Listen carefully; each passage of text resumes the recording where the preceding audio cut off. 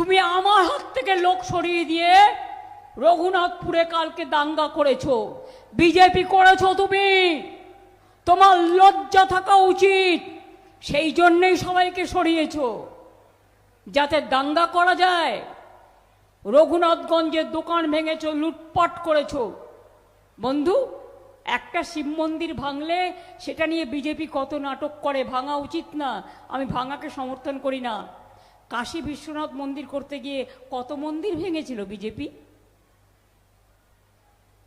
দিল্লির কালীবাড়ি ভেঙে উড়িয়ে দিয়েছিল।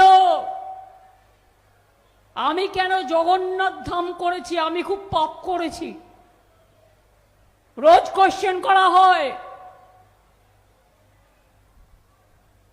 জিজ্ঞেস করুন, কারো বাড়ি ভাঙচুর করার অধিকার তোমাদের কে দিল? রঘুনাথগঞ্জে দাঙ্গা করার অধিকার তোমাদের কে দিল? তোমরা একতরফা করেছো।